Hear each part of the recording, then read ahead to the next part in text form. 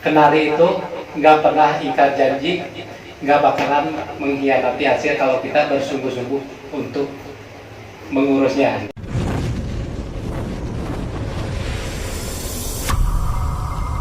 Oke, selamat sore Kenari Mania. Sore hari ini berjumpa bersama salah satu peternak senior di Kabupaten Subang. Lebih tepatnya lagi mungkin di Subang Selatan nih, di wilayah Ciater. Bersama Kang Wawan Gana Kenari ini. Kalau punya ringnya dia ring Wan Gana. Kita penasaran nih mau tanya Kang Wawan. Iya ya, boleh. Dari tahun berapa nih kalau boleh tahu beternak kenari? Oh, saya mulai hobi ya, awalnya kan dari hobi. Iya. Ternak kenari itu dari tahun 99. Oh, udah lama juga ya? Ya lumayan lah, itu mulainya kita dari hobi. Terus saya kalau dulu kan di Subang itu jarang yang ternak Ya, kenari gitu betul, kan. betul. Makanya kalau untuk cari indukan aja, kalau dulu susah banget gitu kan, kalau nyari untuk di daerah Subang gitu. Makanya awal mula ini ke daerah Lembang sama Bandung gitu. Kalau di Bandung dulu udah banyak gitu kan, cuman peternak masih sedikit gitu. Oh, jadi kalau pengen cari amunisi itu harus ke Lembang gitu? Iya, kalau nggak ke Lembang, ke Bandung gitu nyarinya ke ini, ke Pasar Sukahaji kalau dulu gitu. Kalau di Subang mah jarang-jarang lah, kalau sekarang kan banyak ya, gitu. Udah membludak. Oh, berarti berdiri peternakan awal tahun 90-an, tahun 2000-an lah kira-kira ya? Iya. 1999 tepatnya. Udah berapa tahun berarti ya? Kurang lebih 20 tahun. Iya. Wah, udah jadi senior banget ini. Ya mungkin bukan senior, tapi kalau dalam beternak kita mungkin masih dalam tahap belajar terus gitu kan. Jadi kalau kita kan ngumpul-ngumpul gitu sama itu peternak kan sharing lah gitu kan. Berbagi ilmu itu lebih enak lagi lah gitu. Oh, iya, betul. Soalnya kan suka dukanya dalam peternak itu banyak lah gitu.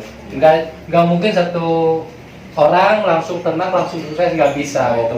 Jadi tahap-tahapannya itu ada, ya suka dukanya ada gitu.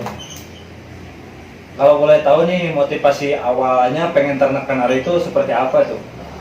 Motivasi awal karena hobi aja. Mungkin dari hobi itu kita refleks lah gitu kan. Refleksnya apa? Kita itu alhamdulillah kalau dari kenari mungkin dari segi pemasukan untuk dapur kita itu ada penambahan lah gitu.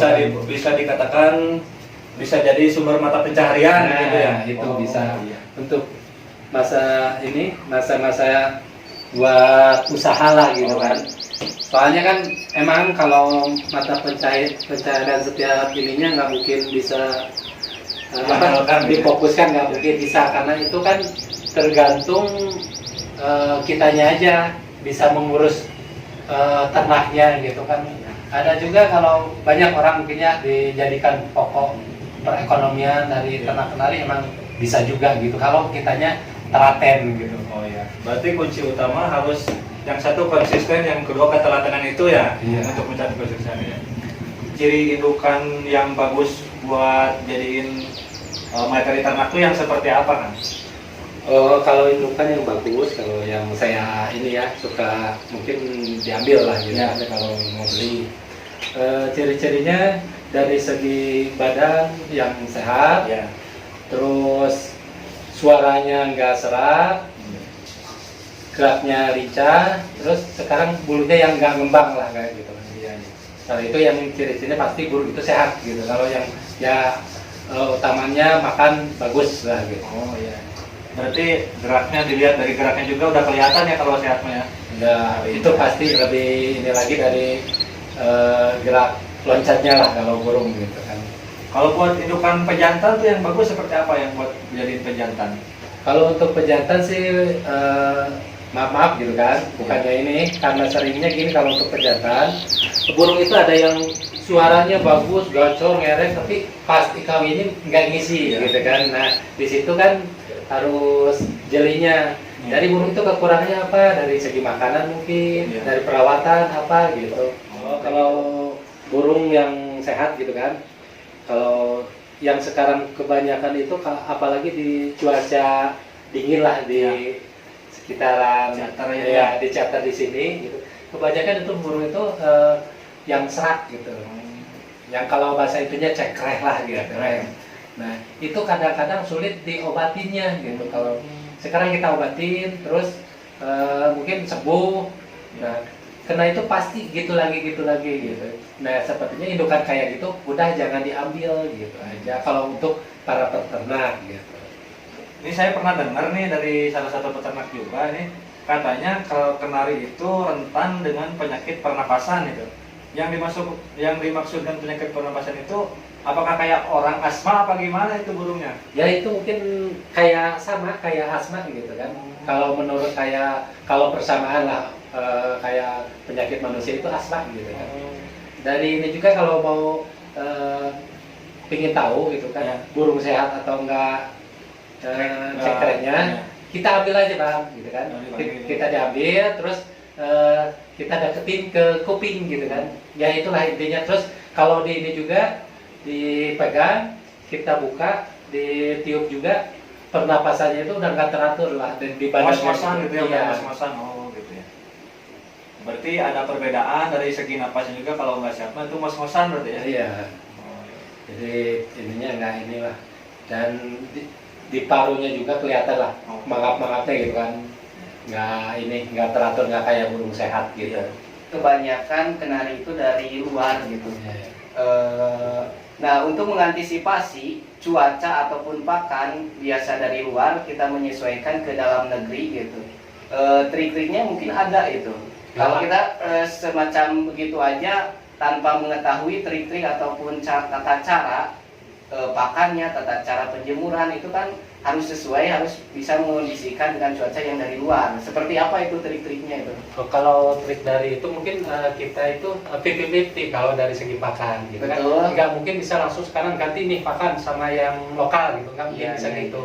Cuman kan dari pakan lokal sama yang ori impornya, pakan impor mungkin setengah-setengah 50-50 dulu.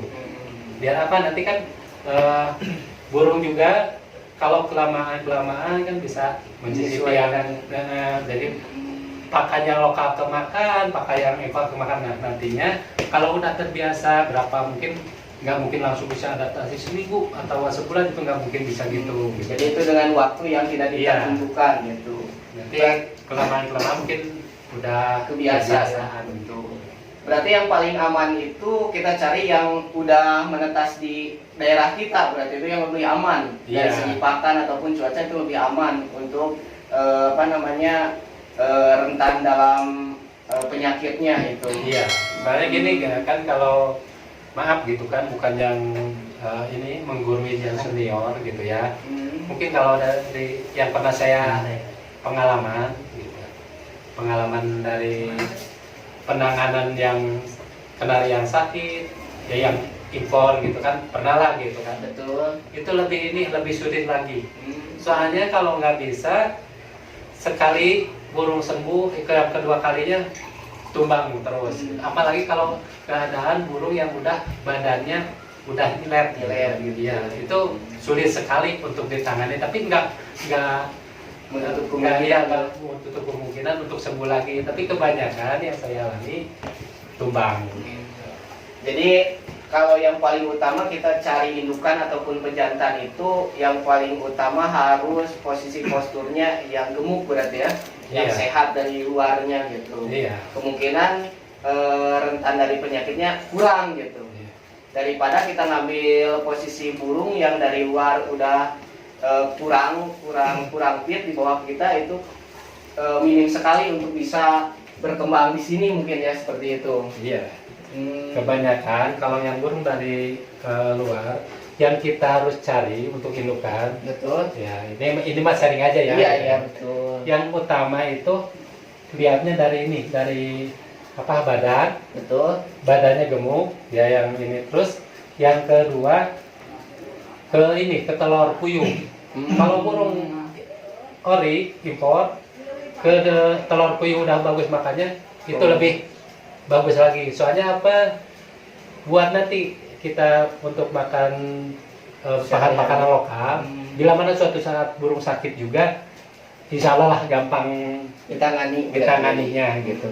Ya. Yang paling utama berarti yang harus kita utamakan itu dari cara burung itu makan. Kalau makannya bagus ataupun geraknya lebih lincah, berarti itu yang lebih bagus kita ambil aja gitu. Kalau yang kurang berarti kurang dia bergerak ataupun pakannya nggak kurang, malas-malasan, berarti kita jangan dipilih yang seperti itu. Iya.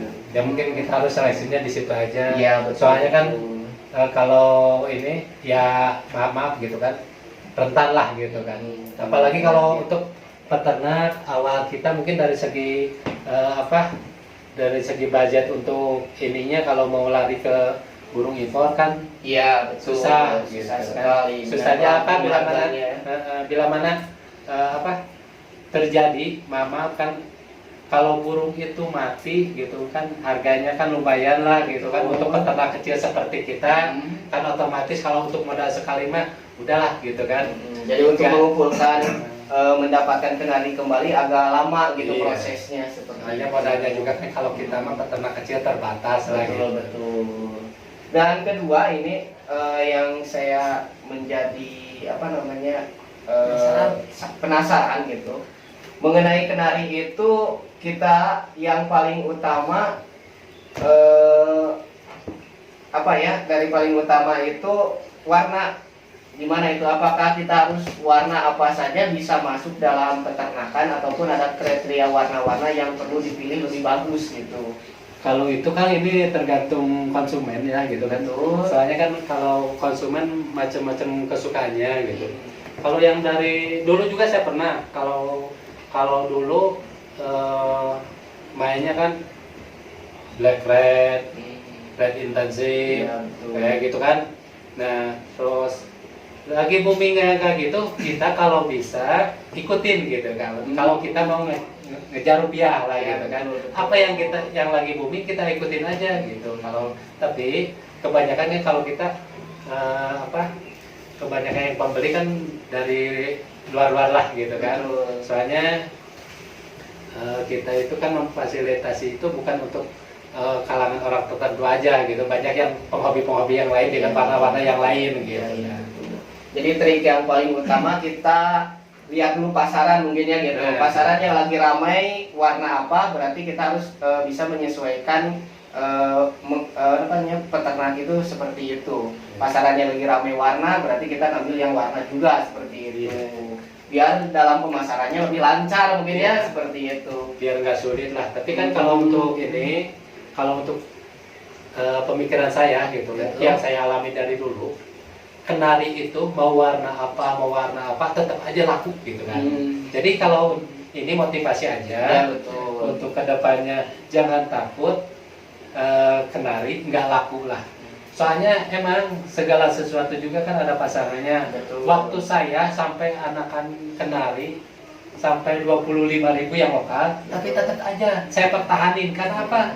Nggak pernah lepas saya ternak gitu. Karena apa? Karena hobi gitu. Ya, betul. Kan sekarang terasa lagi mahal lagi. Nah itulah dari segi usaha untuk motivasinya, jangan Menyerah berarti. putus asa lah gitu kalau untuk, karena apa, intinya satu, kita diikatnya dengan hobi gitu kan, hobi yang menghasilkan.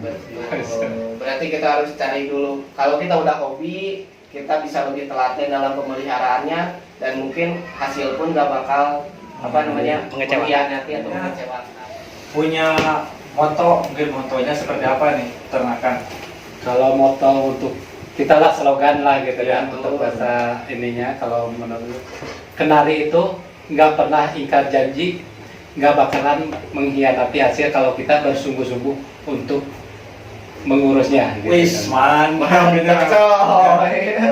Ya, sekian dulu perbincangan kita bareng Kang Wawan Kenari. Terima kasih, tunggu video selanjutnya di channel JR Kenari. Assalamualaikum warahmatullahi wabarakatuh.